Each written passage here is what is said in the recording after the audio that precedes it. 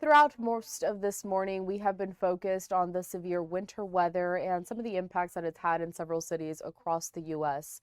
We're going to get back to that in just a moment, but first, I do want to head over to more breaking news that we have been following very closely. It involves that latest deadly shooting with a Border Patrol agent in Minneapolis, Minnesota. One person was killed, and now we have a brand new statement from President Trump. He says that he is sending border czar Tom Homan down to Minneapolis. Taking a look here at this, it's the full statement that I do want to read to you. He issued this via Truth Social, and it says, quote, "I am sending Tom Homan to Minnesota tonight. He has not been involved in that area, but knows and likes many of the people there. Tom is tough but fair and will report directly to me. Separately, a major investigation is going on with respect to the massive $20 billion plus welfare fraud that has taken place in Minnesota and is at least partially responsible for the violent organized protests going on in the streets. Additionally, the DOJ and Congress are looking at, quote, Congresswoman Ilhan Omar, who left Somalia with nothing and is now reportedly worth more than $44 million. Time will tell all. Thank you for your attention to this matter." Transitioning now to a live image that we have over in Minneapolis. In just a moment, I do want to dip into the coverage from our partners at Fox 9, who have been following all of these developments very closely. As you can imagine, it remains their top story on this Monday, along with the severe winter weather. But just an update from over the weekend in case you haven't been following it closely, and also things happening later on today.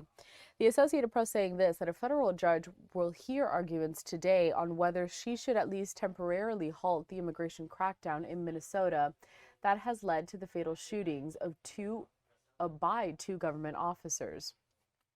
The state of Minnesota and the cities of Minneapolis and St. Paul sued the Department of Homeland Security earlier this month, 5 days after Renee Good was shot by an immigration and customs officer. The shooting of Alex Preddy by a Border Patrol officer on Saturday has only added urgency to that case. Since the original filing, the state and cities have substantially added to their original request in an effort to restore the order that existed before the Trump administration launched Operation Metro Surge in Minnesota.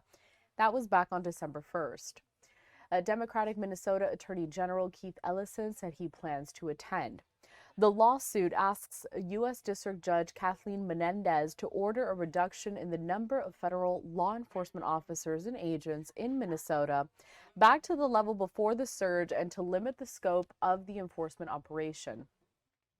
Justice Department attorneys have called the lawsuit legally frivolous and said Minnesota wants a veto over federal law enforcement.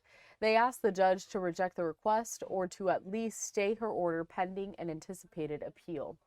Ellison said during a news conference on Sunday that the lawsuit is needed because of the unprecedented nature of this surge. He went on to say, quote, "It is a novel abuse of the Constitution that we're looking at right now. No one can remember a time when we've seen something like this. It is unclear when the judge might rule, and the case has implications for other states that have been or could become targets of ramped up federal immigration enforcement operations. Attorneys general from 19 states plus the District of Columbia, led by California, filed a friend of the court brief supporting Minnesota." Menendez, so the U.S. District Judge that is going to be presiding over this case, ruled in a separate case back on January 16th that federal officers in Minnesota can't detain or tear gas peaceful protesters who aren't obstructing authorities, including people who follow and observe agents.